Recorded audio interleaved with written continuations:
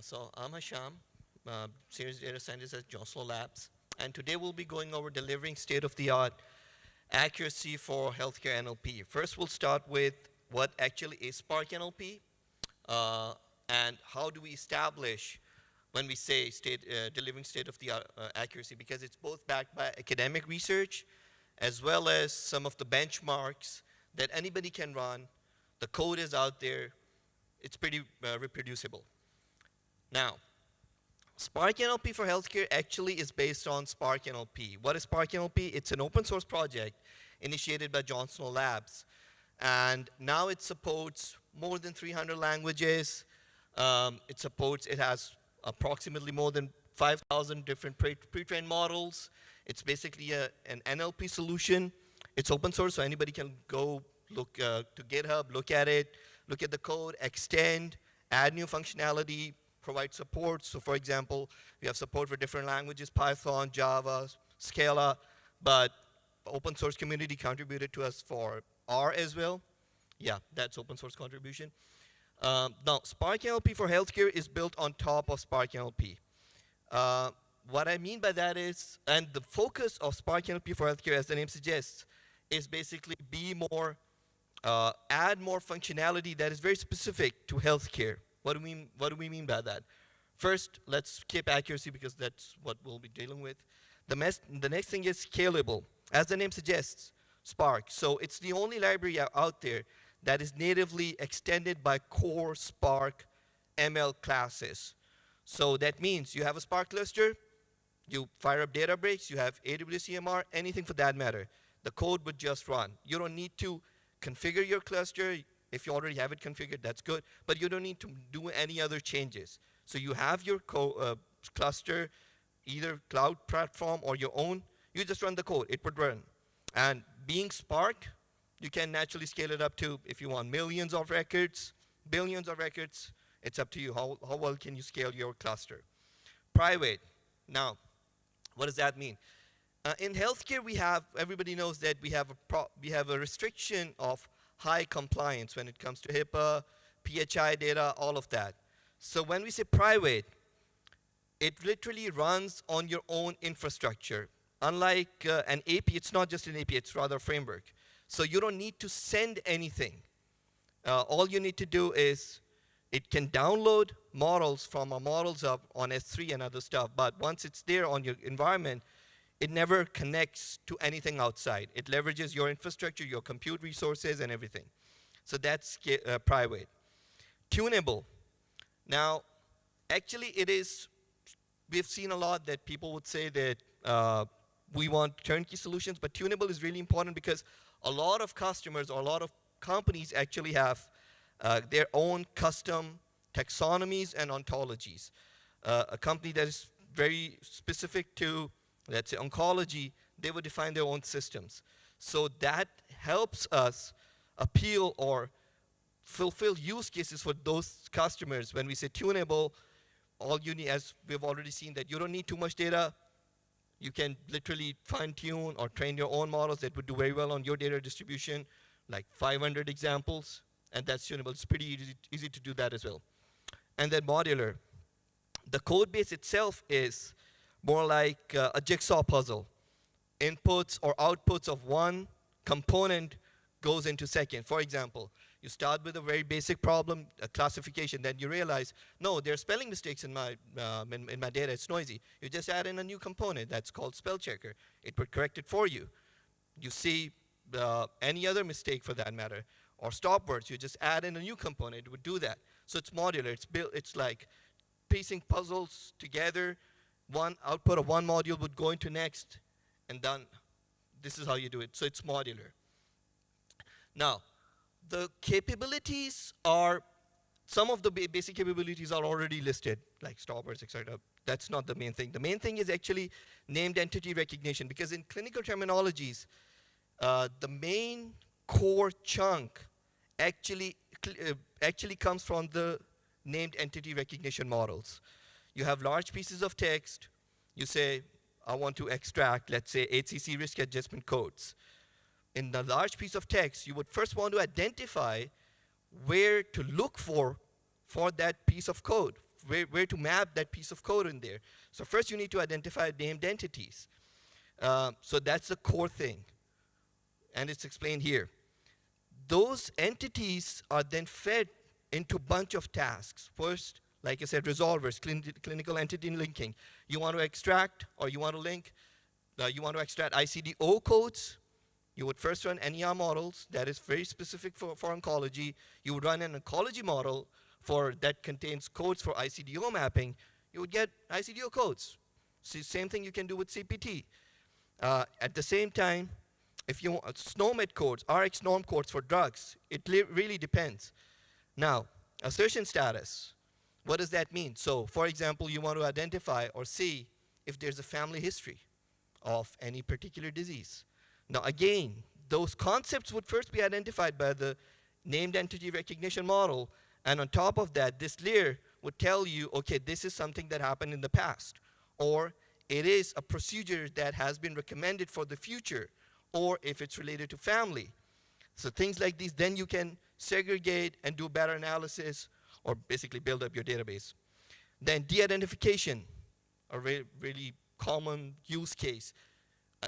In reality, in unstructured text, de-identification runs purely on these named entities. You want to extract patient's name, named entity recognition. You want to extract age, named entity recognition, address, anything for that matter. Then there's a component, de-identification, that deals with that. And for example, if it's age, we would normalize it. We would say plus minus 40 days, according to HIPAA. Either redact it or replace it with a good random value. Names, males' names would get replaced with male names. Female names would get replaced with female names. And not only that, we also have built a sort of a structure or a mechanism so that John always gets de-identified to John. You'd maintain that data integrity in there. So that is de-identification. And then relation extraction.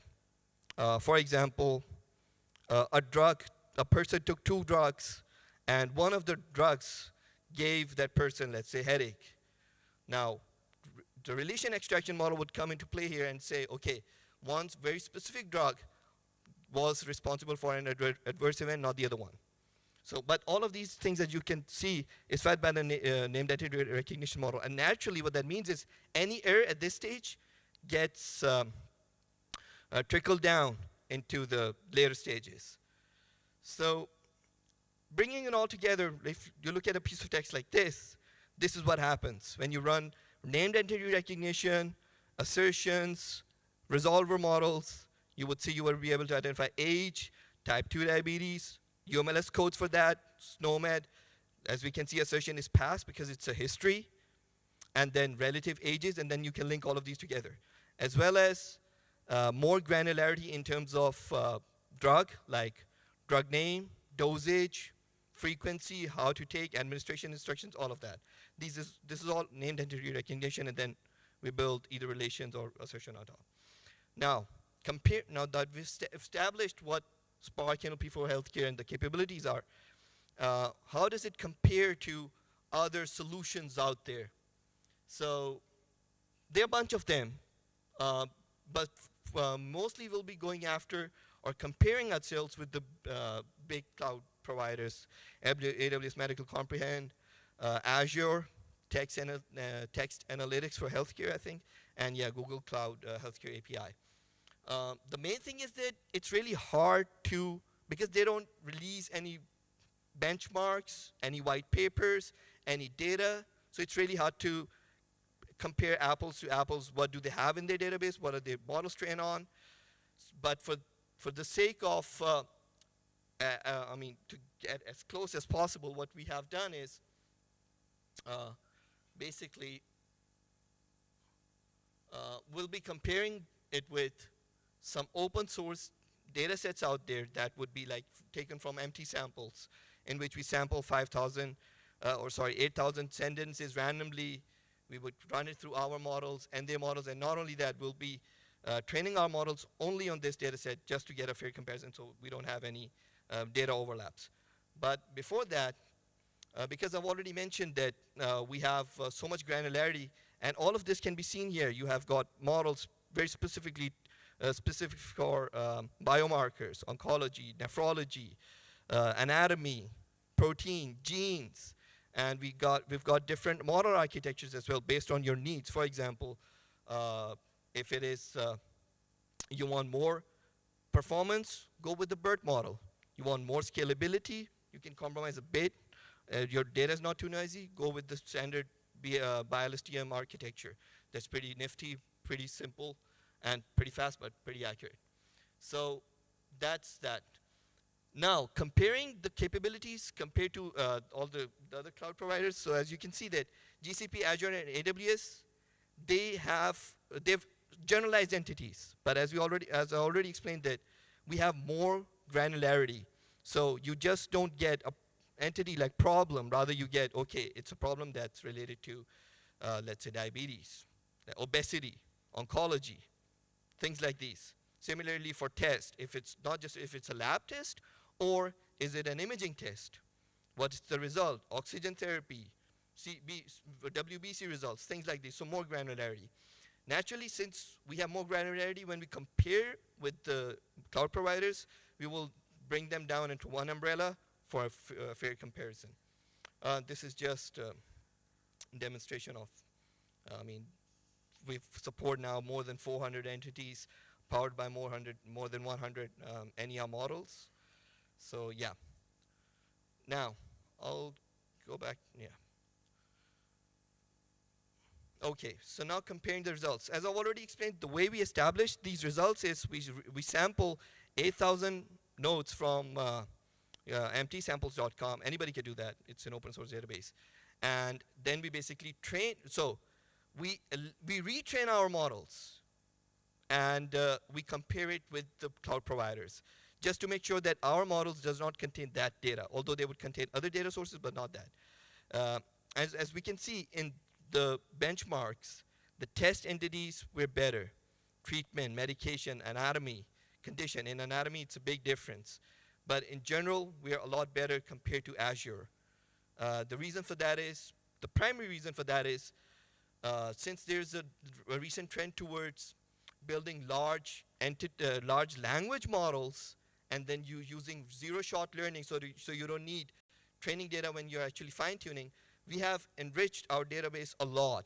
And our language models, be it BERT, be it GLOVE, are a lot more enriched because we've done that over years now. So we're better when it comes to these core entities. Compared to AWS, again, the test result is roughly more than 10% better. Treatment is better. All the results, these are all named entity recognition, that's to note here. All the named entity recognition results are better. The metrics are better. Compared to Google Cloud, again, we're better for condition. Now, you would see that sometimes this would change, the entity types at the bottom. The reason for that is it really depends which cloud provider are we comparing against, because not all cloud providers support all types of entities. So that's that.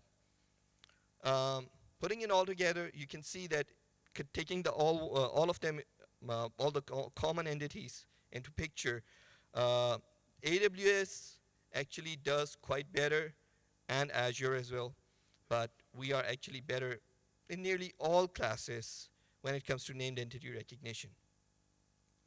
Now, again, the question might be that we might have some overlapping data, but two answers for that. One, it's good for the customer. Second, we don't know what the data these cloud providers have, so we cannot say anything for that matter. But a more elaborate answer is actually a few slides back, and that is this. So this is our results, what we tested on empty samples. But what about comparing it on standard data sets? So we really compare, we really go for state-of-the-art accuracy out there and compare our models, our language models and architectures. And even in that case, we can see that on standard training, validation, testing data sets, we're better for all the I2B2 data sets, all the other biomedical data sets, NCBI, BC5. Code is out there, it's reproducible, and even address drug events. So we're better in terms of NER. Now, bringing that NER concept to de-identification, we have support of 5 or 6 different languages. But for now, we're only going for English because that's what we can compare against. In the case of de-identification as well, as you can see that the recall or the FN score of all the entities is pretty high. We support more than 20 different, close to 17 different types of entities out there. And compared with SOTA, it's pretty easy. You just compare it with the 2014 I2B2 dataset. We can see that we're better in terms of the overall macro F1 is better than the SOTA by 3%. Similarly, compared to cloud providers, in the case of, if we drill down to entity types, we're comparing different languages, we're still better. Compared to cloud providers now, again, we're better in the sense we are roughly 100% in the case of age, date, doctor, all of these things.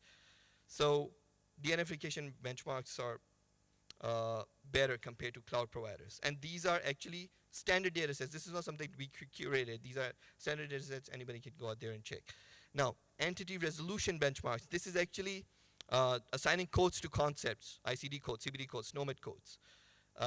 In this case, you would see when it comes to RX norm, AWS is second best, and Spark NLP is the better one. Now, in the case of SNOMED, yeah, this is the one where we're still just a tad behind AWS, and the reason for that is the SNOMED vocabulary is way too large. So yeah, but it's pretty comparable. I mean, the difference is what, like 1%? In the previous case, we are already better by, in some cases, by 9%. So in SNOMED, these are the results. For ICD-10, again, we're better.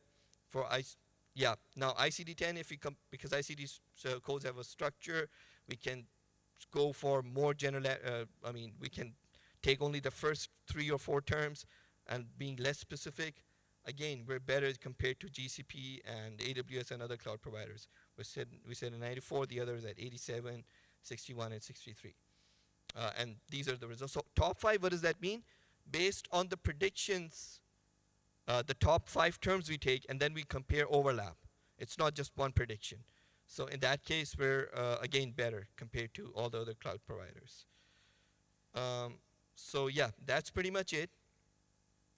This is what establishing state-of-the-art really means. And any questions, happy to answer. Thank you.